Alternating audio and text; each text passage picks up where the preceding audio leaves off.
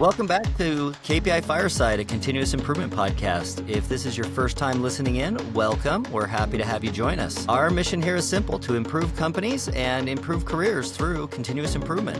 We're here to share inspiring stories and journeys from individuals who embarked on the path of continuous improvement.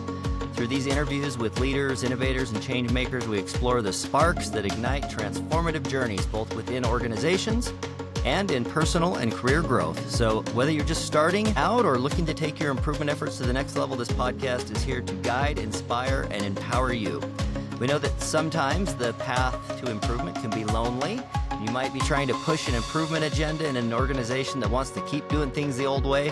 So hopefully hearing some stories of people who have faced similar challenges will help create some motivation. I'm your host, Keith Norris. Our guest today is Jared Ragozzine. Jared as in rhymes with magazine, Jared Ragozzine. Jared is a Lean Six Sigma Master Black Belt with a bachelor's degree in human development, bringing a unique blend of process expertise and a genuine commitment to people. His passion for continuous improvement is grounded in the idea that small incremental changes, what he calls the drip system, are what drives sustainable long-term progress. So welcome, Jared. We're happy to have you here. Thanks for having me. Appreciate it. Wonderful. So the first question I usually like to ask is about the spark or your spark. How did you get your start in continuous improvement? Tell us a little bit about your journey, how you first got aware of it, and tell us a little bit about where you're at now. Mm-hmm. You bet. Happy to. So as far as continuous improvement and lean, it more or less fell in my lap mid-career. I had heard about it when I was working for a startup that I grew from the owner's basement to multi-million and 120 dealers in 40 countries. And I'd heard about this Toyota thing.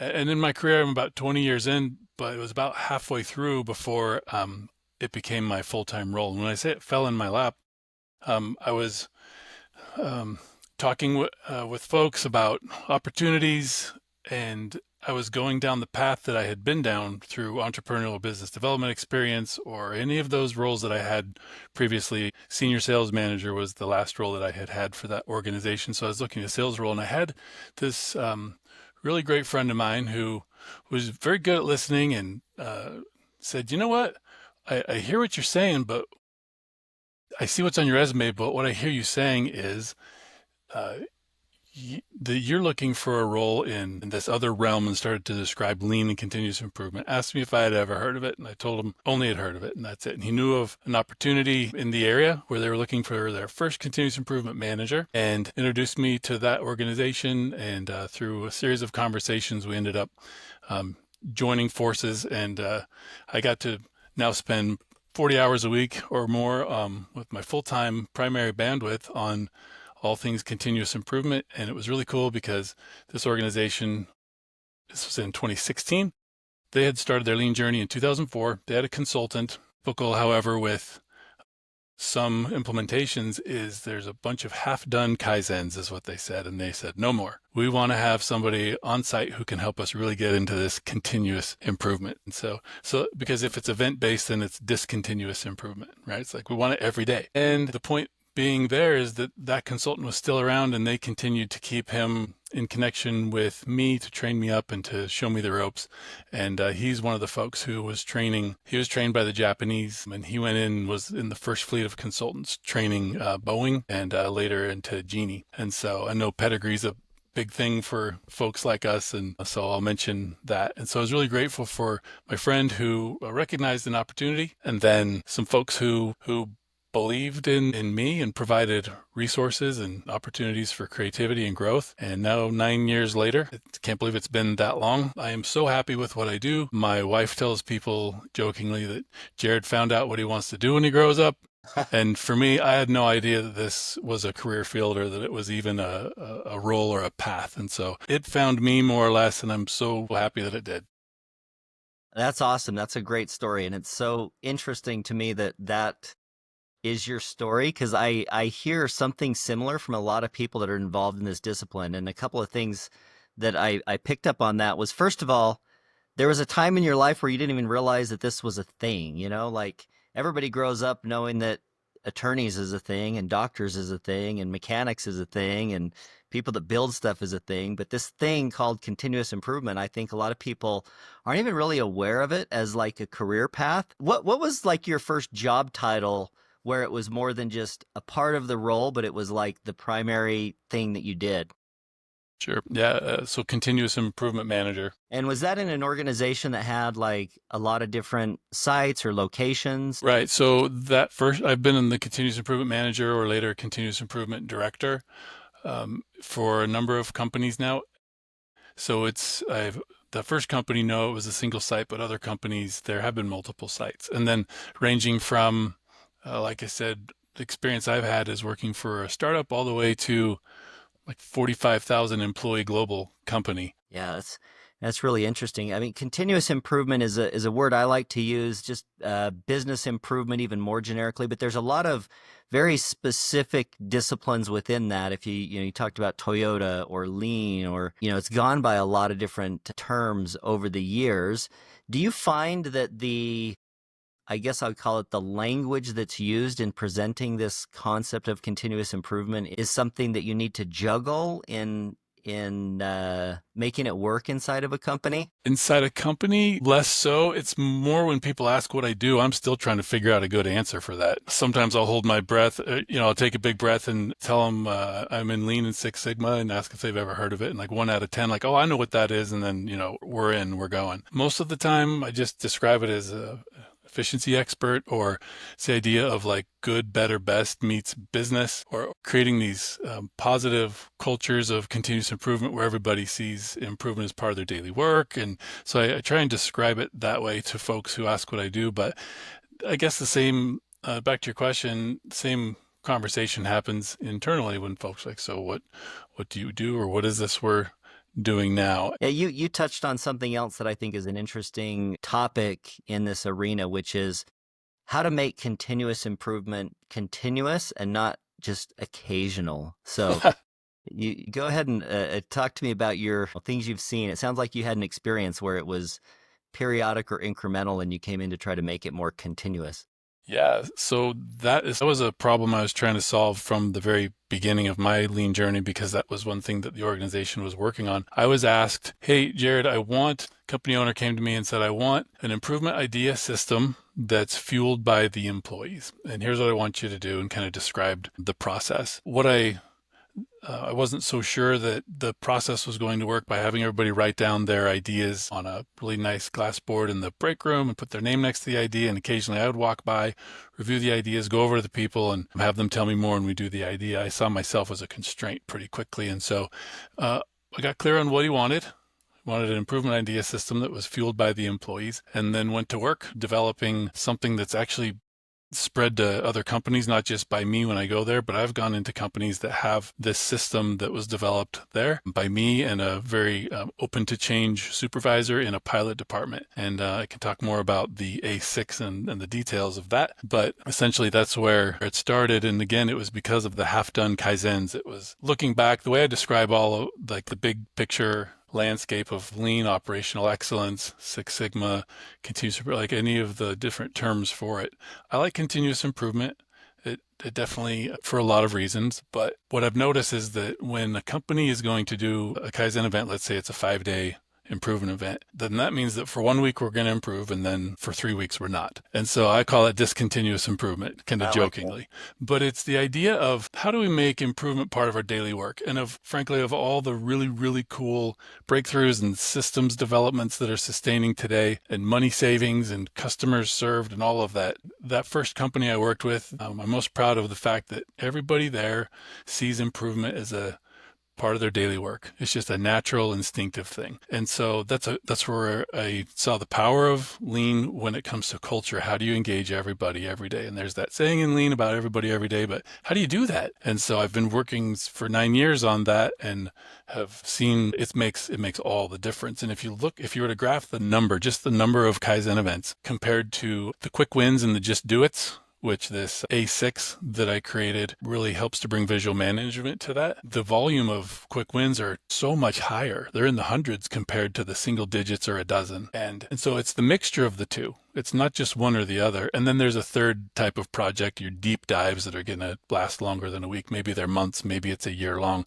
And that number is even smaller. So it's this 3-piece recipe of like the quick wins, the Kaizen events, and the deep dive, the, I don't know, call them the Six Sigma projects or something like that. That's the recipe for continuous improvement. That's no one of them is going to give it to you. You can't just have point improvements. You can't just have this week we're going to improve, next week we're not. And so I'd say that's the way that I've come to find the best way to really have improvement be continuous. I like that. As you were mentioning that, I kind of had this picture of Stephen Covey's Big Rocks, kind of run through my head. Like you have a certain number of the big DMAIC type projects that a lot of people love to associate with Lean Six Sigma, and then but so much more of what fills the day can be just those small little improvements. You touched on something I think is really interesting. This is something that caught my interest when I was listening to you speak in another forum. But I think a lot of people in this discipline are familiar with the idea of an A3 form and A3 problem solving. This is a very, pretty common topic.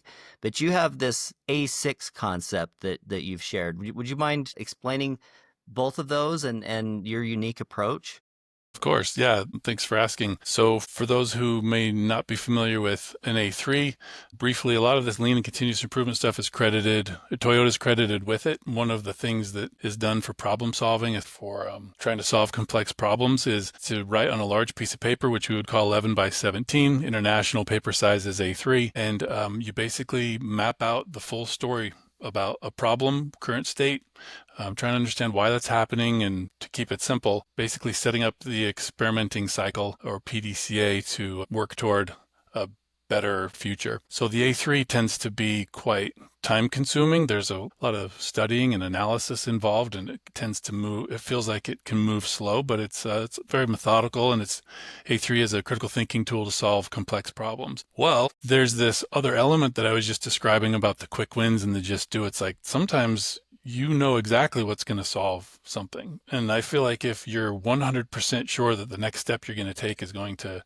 eliminate some waste or streamline some work or make things safer or easier or less cost or boost morale, any of those things, then why not do that? And so you can't just have that be a verbal system. A lot of times employees feel unheard, or like their ideas, they share an idea with the manager's like, oh, I love that idea, let's do it. And not intentionally, the manager forgets. They turn from that conversation and then face a fire and it's gone. And so that's why in Lean, we use visual management. We put things out in the visible space so that we follow through on things. And I've found that if you follow up, then you can follow through. And so these created this visible little tool that's like an A3, but it's for quick wins. So continuing on with the international paper size and a little bit of a play on alphanumerics, I called it the A6 because that's the size of a postcard, or 4 by 6 inch. And it's physically smaller. And when it comes to problems you're trying to solve or the improvement, it's typically smaller. And those go up on a lean board. And I set it up in a pull system. There's 3 sections. So if you imagine 3 columns,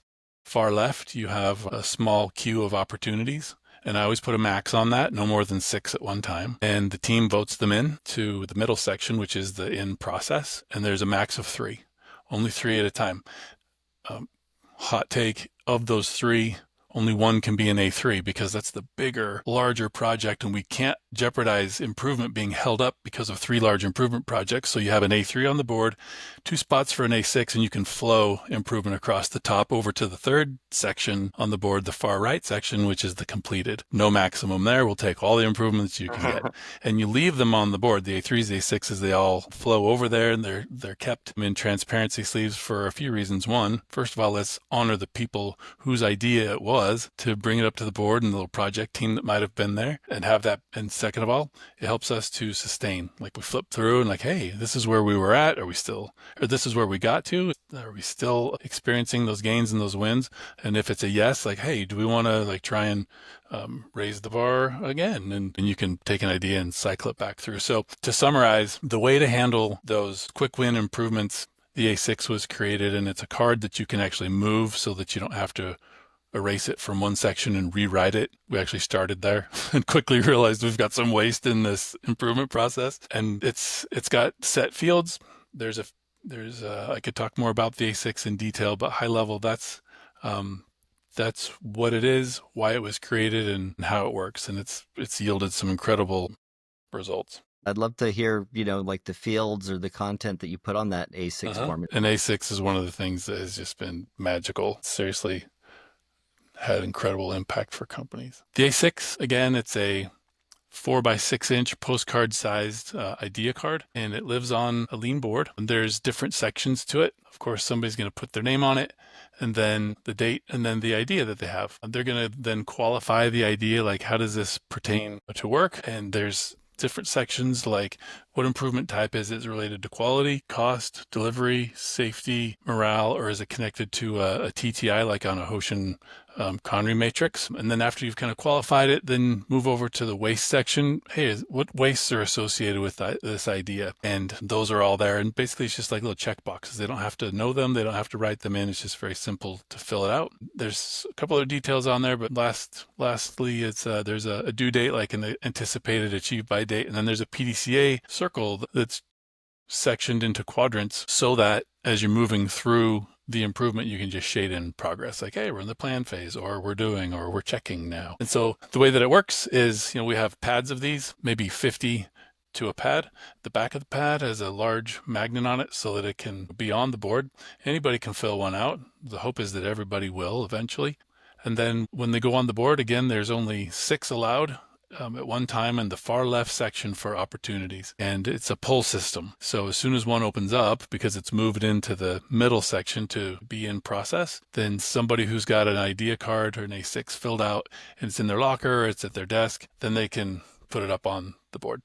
And so that makes improvement manageable so that we don't just flood it. Because in the beginning days, it was just laden. The board was 6x4 foot board was laden with these A6s all around. It's like, oh no, how are we going to manage this? We want it to be easy and manageable and again, have improvement be part of our daily work. So that's the layout of the card itself. You mentioned a couple of things that I think are important concepts in Lean in general. The collection of the ideas, is there an expectation that you recommend giving to folks, like, hey, we really want to see X number of ideas, or is it just like whatever ideas you have? Like, what are the keys to being successful with how to solicit those ideas? So I actually don't believe in mandating a certain number of ideas from people. Definitely goal setting could feed into that. If everybody's required to set some goals, that's cool. But I think improvement for me shouldn't be pressured in that way. I think there's enough pressure, you could say, in terms of like department goals or measurements. And so really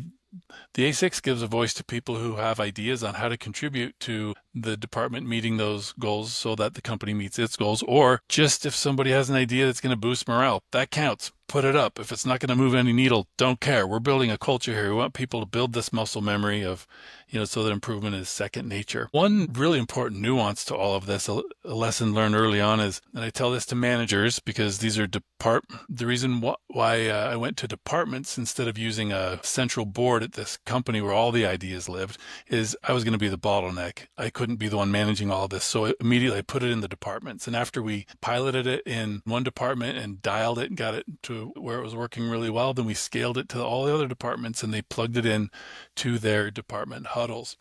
And one thing I noticed was I had a supervisor come to me outside of a huddle, which was really good that he handled this in private. And he had this A6 in his hand. He's like, this idea stinks. Okay. So now the question is, what do you do? How do you handle when somebody brings an idea and you don't agree with it, or you think that it's a bad idea? So this was a coaching opportunity. I'm so glad that this happened because I got to coach him on how to coach his people, which is, if first of all, in his case, he looked at the A6, he read it, didn't like it, right? Like immediately didn't like it.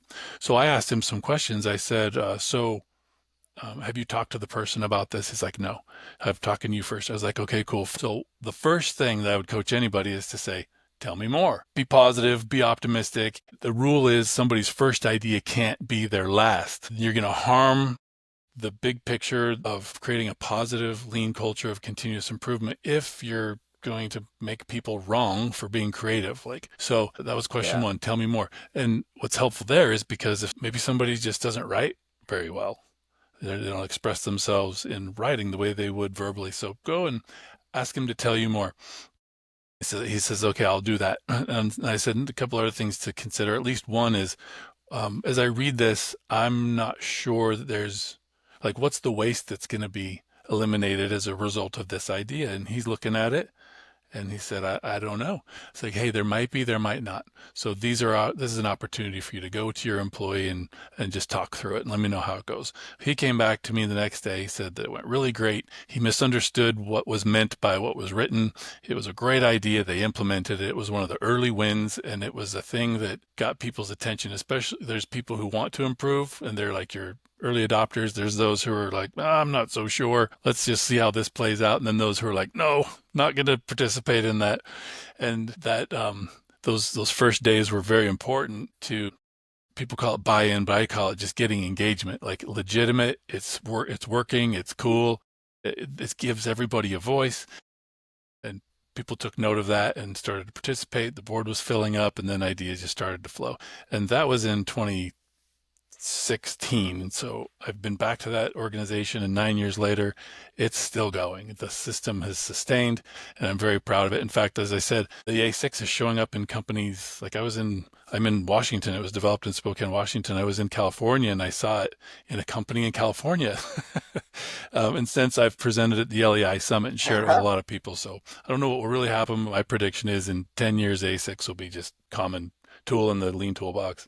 We'll see. I love it. I love it. You touched on a few interesting things. And one thing that I love about lean and the tools in the toolbox is a lot of the concepts are just really simple, but mastery of them is not. Like you touched on something about, my next question will be about like the leadership's role in a program. But you mentioned how important it is for leaders not to demotivate. This is something I know, but I sometimes can struggle with. I'm sure other people can too.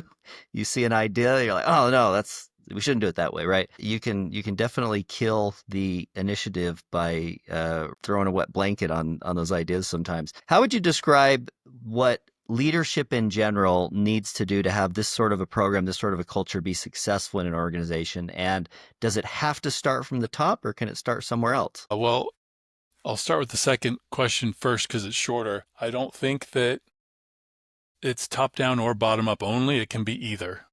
It can also be middle out.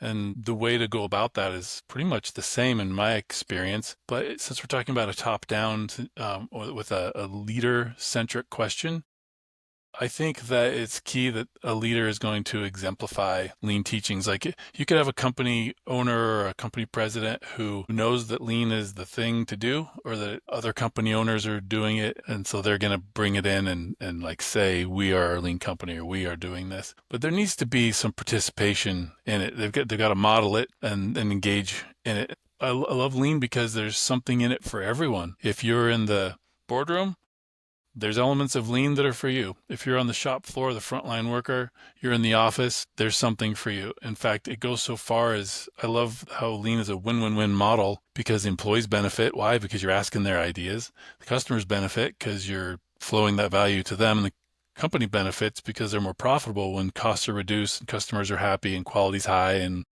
people are safe and happy and all the things. In fact, it's a quadruple win when you can include suppliers, because when you have to do cost reduction initiatives, you don't go crying to them that you need to get a price cut. That's a win-lose. That's not cubby thinking going back to the rocks. It's like, hey, we've got enough waste for 10 lifetimes right here in our own work cell.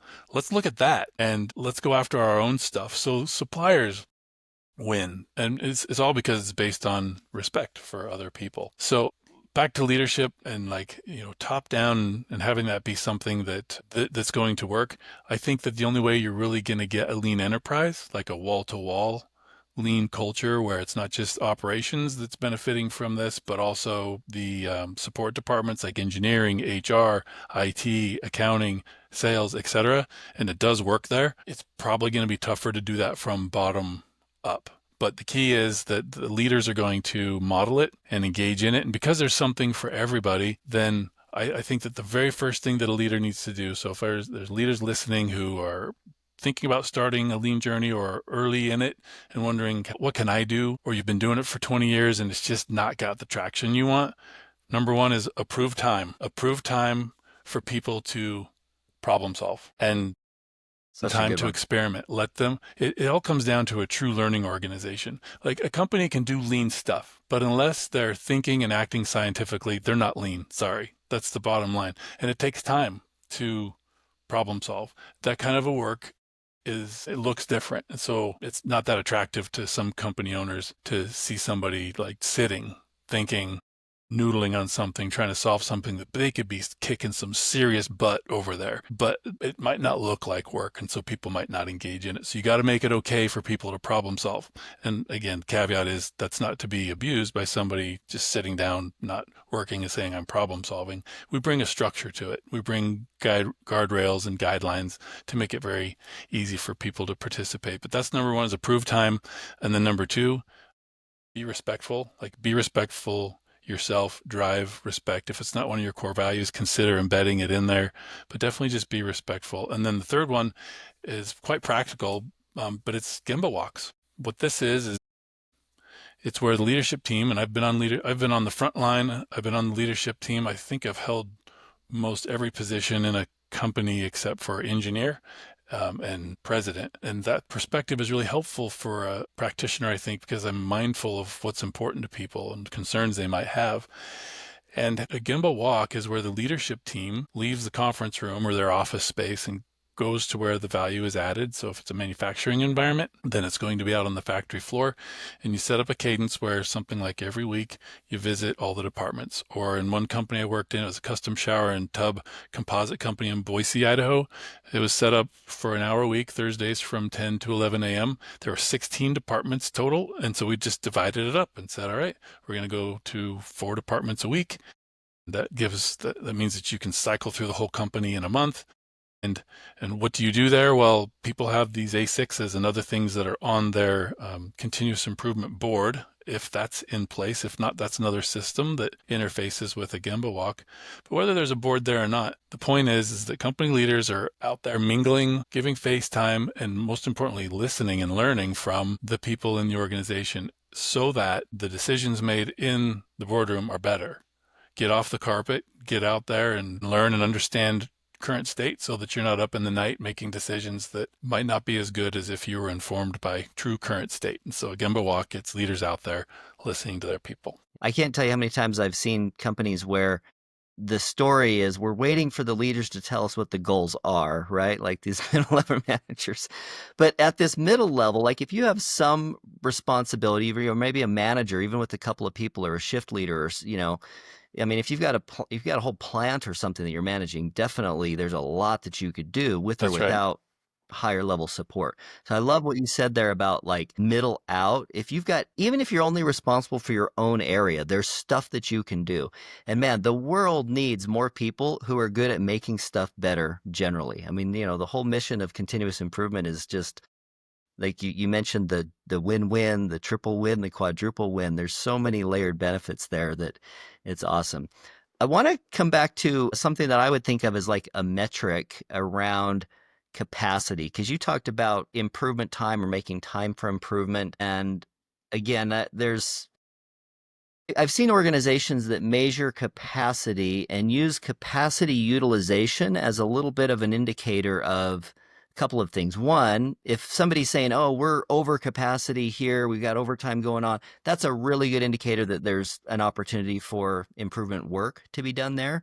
But also, if somebody's overutilized, they might not have enough time for improvement. I don't know if you have any thoughts or so on that topic of like capacity or how that might fit in with making time available for improvements. But do you have a recommendation on how much time does somebody need to make improvements? That's a great one. These are all great questions. I would say that if you can get to the point as a company leader where you're going to just say, hey, there's just 10% of the time we're not going to book, then you reserve that as though it's a work order, a job, or some software program that you're going to put through the pipeline. You're looking at the schedule, you just only fill it up to 90%.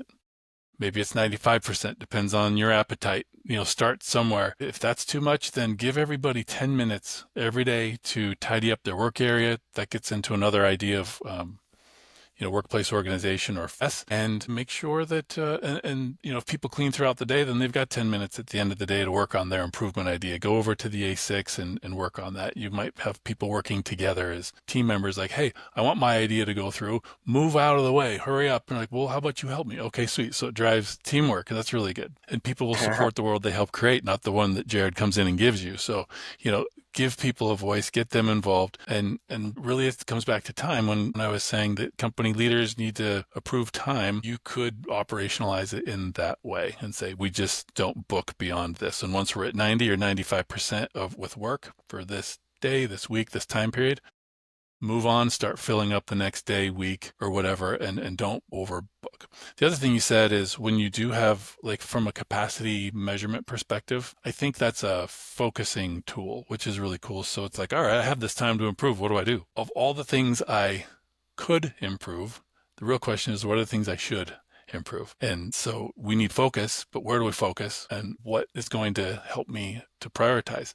I think that if you've got a resource that's overbooked, which you brought up, that's a great place to spend your time. You go over there and get people to start noodling on ways to consume the work that's in that area. You might use improvement time for cross-training, and whether it's a long-term or a short-term constraint, it's really nice to be able to flow work, and that's not going to happen when you have constraints or when you're above capacity. So that can get your attention to bring focus to what you should do, not just what you could do. This generic war on waste. Don't do that. I love that word flow, because I think that word flow really represents one of the core themes of lean and continuous improvement. Is work should be able to be in a state of flow and not constant, like, fire drills and chaos, like some people thrive on that almost too much. So, like, there's a whole debate in there. Let me ask you a question. I like to use this term rituals as, like, these reoccurring meetings, but I like the term rituals because it has this, like,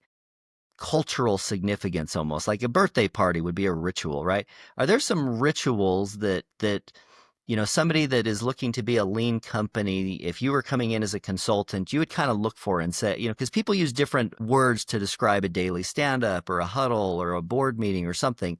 Are there certain rituals and frequencies that you think, yeah, that's a pattern that's pretty typical, or that's what you would recommend as part of a lean Yes, definitely. I implementation? think that that's the core. That's the center of the wheel that makes all the spokes really come together, is having a team meeting. I've seen where, as far as what they're called, a team meeting, a stand-up, a huddle, a scrum, there's lots of different names for them, a team, and it looks a little different if you're in a shop environment versus in the office or if you're online. But it's the idea of having a regular cadence, daily or no more than weekly, I would say, to where you come together. And some folks have, I was working with an organization a few months ago who, when I brought this up and identified a really splendid reason why to implement those, we tried that years ago. And I'm not going to talk them into why I think we should do it. This is time to listen and learn. Tell me how that went. Why isn't it happening today? And bottom line is, it turned into a gripe fest. That means that anybody could come and say whatever they want. No, you've got to have some rules, some ground rules, basically guardrails, like help people know the rules of the game. When we come here, this is what we're going to talk about. And so we put together just a short agenda. Like, first of all, we're going to touch on, like, how's the work going? If we're meeting midday, how's the morning going? If you meet first thing in the morning, how did yesterday go? It's just a brief reflection. Are we ahead, behind, on track? Any challenges? And you're looking for gap. That's why we always say, what's your current condition, what's your target condition, or what's your plan and what's your actual. So you want to compare and contrast to surface. You want to tease problems out of their hiding spot. And again, it gives you focus if you do that. And when you do it as a team, then you're united. And I'm all about culture. I'm organizational cohesion, people being on the same page. I have this acronym that I live by. It's a leadership style I call PIE. It's praise, information, encouragement. Everybody loves pie. And this is iPie. This is time for iPie. It's like, hey, here's a strange job that's coming through. I want to give you a heads up on it. Here's what you need to know. Or, hey, yesterday we were asked to go above and beyond. We did it. That department or that leader was stoked. They gave us huge kudos. That's when you share that stuff. And if verbal and that's it, okay, I think it's better to have that be visual. So that could be sections of the board like good news, and that's on your agenda. We talk about good news. We talk about how the work went and where's the challenges and how can we do better today. There's a spot to experiment like, hey, we need to work on X. And what do we think is going to happen, by the way? Write that down. Run the experiment, come back, compare against what actually happened, and right in there is a deep well of learning. Get used to writing down your experiments. Experiment rapidly so that you can learn rapidly and like iterate toward your goals. And so these huddles, whether I've seen daily, I've seen weekly, I've seen both. For example, every day for 5 to 10 minutes just to say, okay, here's what's on the books for today. Pretty typical day. Is there anything anybody needs? This is the leader of the department who's heading this up. And then, go for it, go to work. And then at the same, since there's not time to really get into A6s and necessarily all the sections of the board every day, then I've seen where folks meet daily for 5 to 10, but then they have a 30-minute weekly where everybody's at the board, but you're going to go through more of the, more in depth. You either hit more sections or go into those sections in greater detail.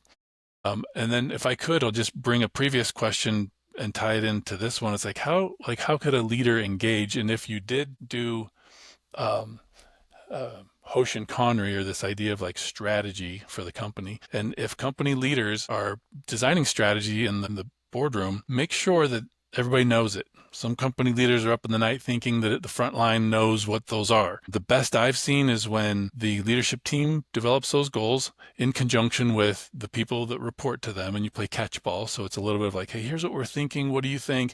And then that next level down, managers engages their team to say, hey, wow, we're trying to go for 10% reduction here so that we can have CapEx to design this next thing. We're assigned 3% of that. What ideas do you guys have? And like go back and be like, I think we can get 4, or I think we can only get 2. And so there's this like initial stage of engaging all the levels so that when the leadership says, okay, we've decided, thank you for your input, we're going to decide on these, then they're not just, it's not just words on a wall or like a poster that nobody looks at or talks about. Instead, you have those company goals living on the lean board. So that on these weekly, like 30-minute deep dives, one of the things you talk about is the company goals. And if you're using a Hoshin Connery X matrix, and this is going to throw people who don't know what this is for a spin, but there's a south, west, northeast, like your cardinal directions is one way to kind of make sense of the company goals and the measurements, who's involved, and kind of the timing and all that. What I saw was we made sure that in order to cascade this down, and this is where KPI Fire came to my attention, is because our controller, director of accounting, or director of finance said, you know what, all these metrics that we're keeping track of on all these levels, KPI Fire will be a really cool software to help us keep track of this. And then it got the visuality and the graphs that can just live on these boards. And so what that looks like on the board is, if you have 16 departments, everybody's got a section on the board. All the boards are the same layout, and they can customize with the information that's in those sections that's pertinent to their work, to their function. But everybody has the same section. The first section is the company section, company level. And everybody's got a copy of the X matrix. So you've got the south and the west that's exactly the same. So you've got the company level goals for 3 to 5 years and what we want to achieve this year. But then it varies from department to department. Everybody's north and east changes, because it's now the department goals that are going to give rise to the West End company goals this year, which is going to support the South goals for breakthrough in the next 3 to 5 years. And now if you've got the A6 and A3 system going on and you've got a board, now people know, here's what you want us to do. I've got an idea on how to do that. And I'm not just going to tell you and hope you remember. I'm going to put it on the board and we're going to work it as a team. And we've been approved time to talk about it and to work it. And that's the big picture. That's when you've got a symphony going and it's just music. You're flowing intellect and creativity, and you're making written results. That's awesome. I think that you kind of use that example of, I've heard the term fractal used with lean, in that, if you're at the front lines, a cell or a business unit, or even up at the highest levels, it's really similar concepts and approaches, just a larger impact, larger scale, sometimes bigger projects. But the concepts are so similar. Jared, let me ask you, what might you say to somebody who says this lean thing, like, oh, yeah, sure, it's great for manufacturing, but I work in services or I do knowledge work. I don't think that lean is for me. Is there something you might say to somebody with Sure. with that mindset? If they wanted to learn more about how that could look, I'd be happy to entertain a conversation like that. The short version is the key point in applying lean in the office, which it totally works. It just looks a little different, is everything that you know about raw material applies to information. The raw material of cognitive work or of services, the raw material is data. It's information. It's the stuff that you're changing, the fit, form, function. It's the stuff that you're coding. It's the packet that you're creating. Everybody's producing something. Everybody's responsible to produce something. So we're all in production. It's just the raw materials change. Now, there can also be defects. On the shop floor, it's really easy to see a defect because there's this big red taped off section on the floor or on the bench that says non-conforming material, and some decision has to be made, right? Like whether you're going to fix it or you got to scrap it and start all the way over. Well, in the office, we don't have that, but there can still be defects. What does that look like? Well, because we're looking at flow, and in this case, it's the flow of information, whether it's you doing like an A to Z project or you're passing off work from one subject matter expert to the next. Anytime there's a stop to the flow of information, it's usually, or worse, it goes back upstream, is because you have to correct, add to, or clarify something. That is a defect equal to a part on the shop floor that has a blemish or a ding that has to get fixed or reworked. And once you can make that connection, then everything that applies to the operational applications of lean can show up in the office. Again, it can look different. It's kind of like if you're I'll use a manufacturing example, two different manufacturing examples. If you're a company that makes your own product, then like Toyota making cars, you could probably use a lot of the tools of lean because there's a stability at the very foundation of what you're doing. If you're making your own toasters, you're making your own whatever. But if you're in a job shop, and I'm supporting a company right now that's a contract manufacturer job shop, they don't make their own product. Others are hiring, others are coming to this company to make products for them. That means your product is changing constantly. Does that mean lean doesn't work in a job shop? Absolutely not. You still have problems. And when you have a problem, you're like, okay, what's the problem we're trying to solve? And then you just work towards solving it. You may pull out of the lean toolbox. Hot take, you might not pull out of the lean toolbox. You might pull from the project management toolbox. You might pull from the whatever works. That's why I like continuous improvement. And some lean purists might not like to hear that, like you got to do it this way. I'm like, I don't know. I think it's important to like master those concepts and then tweak them and then make them your own. And you're really trying to solve the problems that this company is dealing with. And you're engaging the workforce to do that. But in terms of services and does lean work, like I've talked with a dentist who understood that idea. You know, it was getting clear on what's the value adding activity that's being done and and then what's everything else and examples of that. So there's an opportunity to train people to like learn to see, because we're not born with eyeballs to see the kind of waste that lean is talking about, but it's in the office.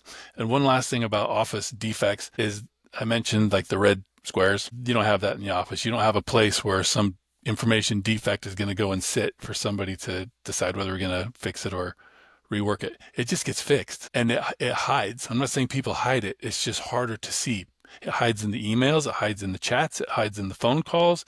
It hides in the conversations over the cubicle wall. And as soon as some information defect is fixed, again, something is incorrect or incomplete or unclear, it's gone. You've filled in the form where there was a blank. The information that was on there was wrong. You got to fix it. Well, now it's fixed and it's gone. There's no record of it. And right now what's happening is I'm in charge of the information workflow for an ERP from the moment the information first enters the company's system by virtue of an RFQ, a request for quote from a customer, all the way until the time that that information is going to be handed off to production. So that's the scope. And yes, there can be inventory in the office. Like your inbox is inventory. It's work waiting to get processed. Separately, you look at how long it takes to do the value adding stuff. And then separately, again, you look at what the downstream customer got from you. Is it any good?